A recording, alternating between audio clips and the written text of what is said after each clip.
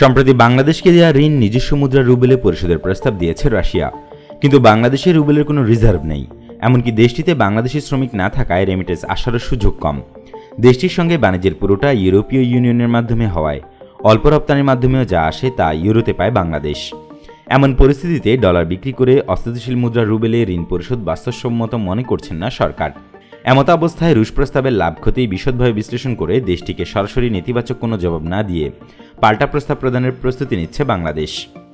বিষয়টি নিয়ে বাংলাদেশ ব্যাংক ও পররাষ্ট্র মন্ত্রণালয়ের সঙ্গে যোগাযোগ রেখেছে অর্থনৈতিক সম্পর্ক বিভাগ বা ইআরডি। রাশিয়ার সঙ্গে চলমান এসব আলোচনায় ব্যবসায়িক দিক ছাড়াও কূটনৈতিক বিভিন্ন দিকও জড়িত রয়েছে। তাই রাশিয়ার সঙ্গে লেনদেনের ক্ষেত্রে পশ্চিমাদের সঙ্গে কোনো ধরনের বৈরিতায় না জড়িয়ে সাবধানে এগোতে চাইছে ঢাকা। ফলে ভূরাজনৈতিকভাবে সুবিধাজনক সময়ে পাল্টা প্রস্তাব পাঠানোর সিদ্ধান্ত নিয়েছে বাংলাদেশ। ইআরডি সূত্র এমন তথ্যই বলছে।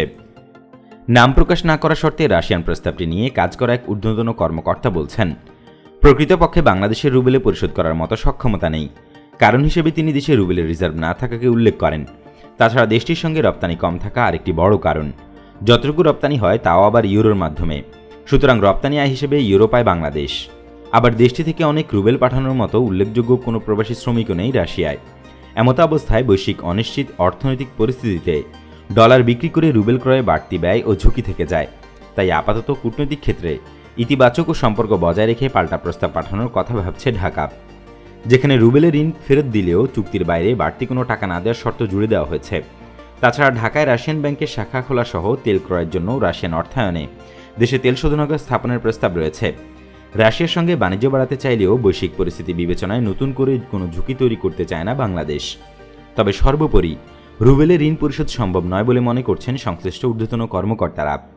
ইআরডি সূত্র মতে রূপপুর পারমাণবিক বিদ্যুৎ কেন্দ্রের জন্য সম্ভাব্যতা যাচাই বা ফিজিবিলিটি স্টাডি বাবদ 50 কোটি মার্কিন ডলার ঋণ দিয়েছিল রাশিয়া। এই ঋণ সুদাসল সহ 8টি কিস্তিতে পরিশোধ করেছে বাংলাদেশ। তবে শেষ সময়ে এসে ইউক্রেন যুদ্ধ ইস্যুতে পশ্চিমা নিষেধাজ্ঞায় পড়ে রাশিয়া। ফলে ঋণের 9.84% বা $100 মিলিয়ন অর্থাৎ $10 কোটি এখনও বকেয়া রয়ে গেছে। সংকট নিরসনে রাশিয়া তাদের নিজস্ব মুদ্রা রুবল বা চীনের ইউয়ানে ঋণ পরিশোধের প্রস্তাব দিয়েছে বাংলাদেশকে। এদিকে রূপপুর পারমাণবিক বিদ্যুৎ কেন্দ্রে 90% ঋণ দিচ্ছে রাশিয়া। 2027 সালের মার্চ মাস থেকে রাশিয়াকে 60 বছর মেয়াদে এই কেন্দ্রটির সুদাসল পরিশোধ শুরু করবে সরকার। রূপপুর প্রকল্পে ব্যয় 1300 কোটি মার্কিন ডলারের কিছু বেশি বা প্রায় 1,37,000 কোটি টাকার সমান। ফলে এই বিশাল ঋণ পরিশোধ রুবেলে দেওয়া জটিল একটি প্রক্রিয়া। বাংলাদেশের স্বার্থ অক্ষুণ্ণ রেখে চুলচেরা বিশ্লেষণ করে পাল্টা প্রস্তাব তৈরি করেছে ইআরডি। যেহেতু চুক্তির বাইরে গিয়ে প্রস্তাব দিচ্ছে রাশিয়া, তাই বাংলাদেশের তা মেনে নেওয়ার কোনো বাধ্যবাধকতা নেই, বরং তারাই বাংলাদেশের প্রস্তাবগুলো ভেবে দেখতে পারে। প্রথমত, মুদ্রা পরিবর্তনের ফলে যে বাড়তি ব্যয় যুক্ত হবে তা বহন করবে না বাংলাদেশ, কারণ ঋণ পরিশোধে বাংলাদেশে কোনো সমস্যা নেই, বরং তারাই তা গ্রহণ করতে পারছে না। তাই চুক্তিমতে যে পরিমাণ ডলার বাকি আছে শুধু সেই পরিমাণ অর্থই পাবে রাশিয়া। দ্বিতীয়ত, ঢাকায় রাশিয়ান ব্যাংকের শাখা খোলার প্রস্তাব দেবে বাংলাদেশ। দেশে ভারত, পাকিস্তান, কোরিয়া সহ বেশ কিছু দেশের ব্যাংক থাকলেও রাশিয়ার কোনো ব্যাংকের শাখা নেই। ফলে লেনদেনের সমস্যা হয়।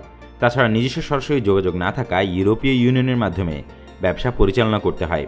তবে সরাসরি লেনদেন ও যোগাযোগ তৈরি করতে পারলে সহজে বেশি পরিমাণ ব্যবসা করা যাবে, আর সরাসরি রুবেল পাওয়ার সুযোগও তৈরি হবে। তৃতীয়ত, তেল শোধনাগার তৈরির প্রস্তাব দেওয়া হবে। দেশে যে শোধনাগার রয়েছে সেটার মাধ্যমে রাশিয়ান তেল পরিশোধন করা সম্ভব না। তবে রাশিয়ান অর্থায়নে উচ্চমানের শোধনাগার করা গেলে রাশিয়ান তেল পরে শোধন করা সম্ভব হবে। বিশ্ববাজারে অপরিশোধিত তেল $100 কাছাকাছি থাকলেও ভারত মাত্র $40 সে তেল কিনে লাভবান হচ্ছে।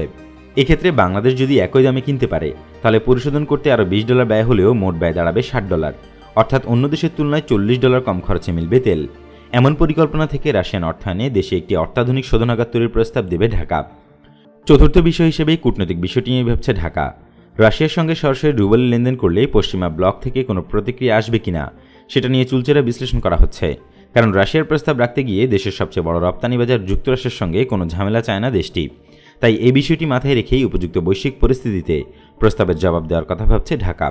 রাশিয়ার বিরুদ্ধে মার্কিন অনেক নিষেধাজ্ঞায় কার্যকর হচ্ছে না বিধায় খুব বড় ধরনের কোনো প্রতিবন্ধকতার আশঙ্কা দেখছে না বাংলাদেশ।